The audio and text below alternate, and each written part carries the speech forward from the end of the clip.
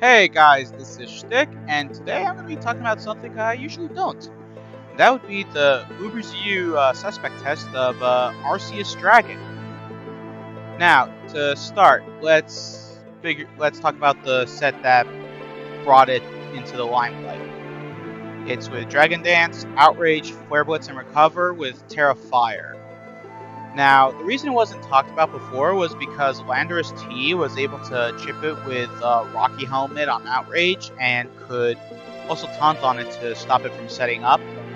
In addition, Magearna used to run Encore instead of Thunder Wave, which meant that it could definitely force a switch if it got the right move, or just make Arceus-Dragon do nothing with Outrage on it. However, with Landorus T leaving the tier, I mean, you can see it right here, it's no longer allowed. And Magearna is running Thunder Wave again. Arceus-Dragon started getting the attention that it doesn't want. So, as for why Magearna doesn't work, with after a Dragon Dance, Terra Fire basically obliterates it. Don't have the calc on hand. I'll probably put it somewhere on the left.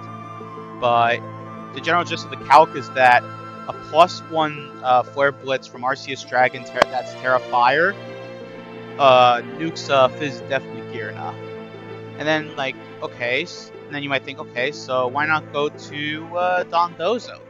It resists Flare Blitz and takes neutral from Outrage. Plus, it also has Unaware, so it doesn't have to worry about stat changes. The problem is that Dondozo needs Leftovers and Curse in order to reliably handle this Arceus-Dragon. Big problem is that it's now more vulnerable to, entry hazards. So that means it's going to have to be paired with hazard removal as well if it wants to be as effective as possible, and it can't have its item knocked off. Otherwise, it just loses to Arceus-Dragon in an Outrage cycle. And then it also does really good damage against a lot of other bulky mons and a lot of other bulky staples in the tier, like Giratina. Terra Fire means it's flanking Will-O-Wisp, and it can't exactly take a +1 Outrage without terastallizing. Besides that, Roar means it's going to have to either take a +1 hit of something regardless. Same story goes for Arceus Poison. Can't exactly... It's going to have to eat a pretty nasty hit from a +1 Dragon CS, which it doesn't want to do. And Terapagos, while Terra Shell would help it take a hit and maybe get a Toxic off, it also can't stay in on it because it could die in a Outrage cycle, and that means you lose out on the Terapagos, which is pretty big. So, with all those threats stopping that, struggling or outright failing to stop it, what can you do? So to start, Arceus-Dragon has to use the Draco Plate as its item, which means it is vulnerable to entry hazards like, say, Stealth Rocks or Spikes. Which means, among other things, if a Mon could take a hit and successfully phase it out, that's like another 12% or so that it has to take. Depends on how much you Spike stack for or get Rocks up.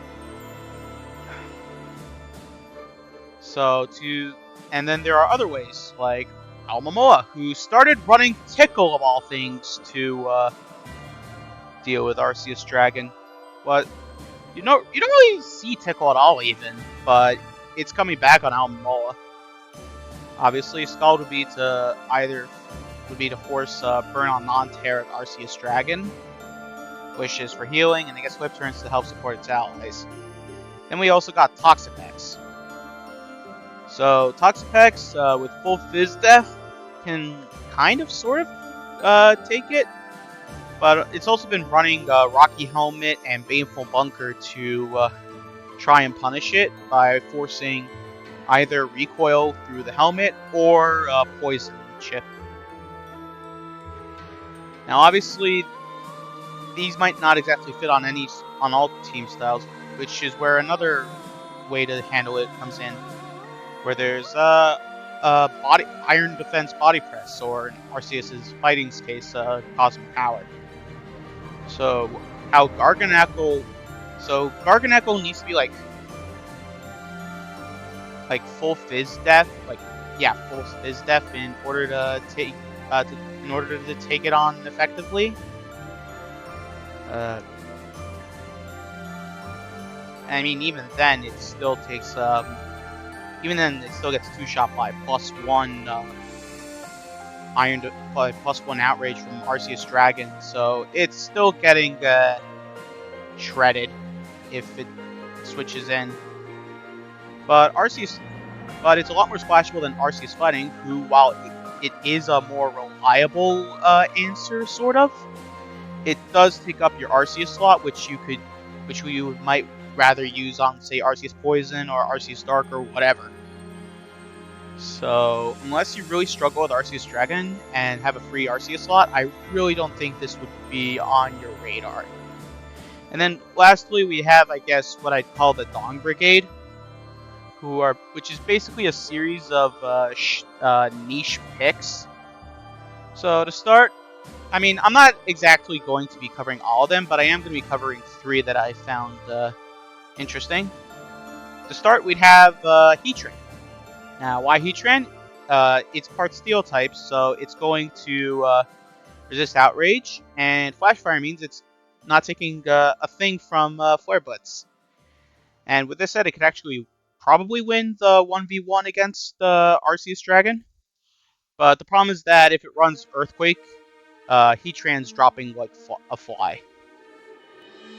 And then I guess that brings us to the next one, Toxapex, who with well-break body and its fairy type basically blanks the standard set, and could probably and also can 1v1 it with Play Rough and maybe Body Press if it switches in on a Flare Blitz.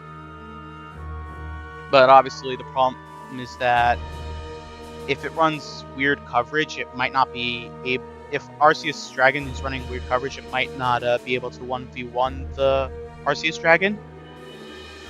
I mean, the same goes for the last pick, Azumarill. I'll talk about it later, I guess. But more seriously, Darkspawn's been considered because it could blank standard sets, and I guess this is similar to Terra Fairy Chandelure. But they both run into the problem that if the Arceus Dragon in question runs fairy coverage, or rather coverage for fairies, it's screwed. Which I guess applies to the Azumarill as well. But this is definitely a lot more niche because you're running a Azumarill without huge power.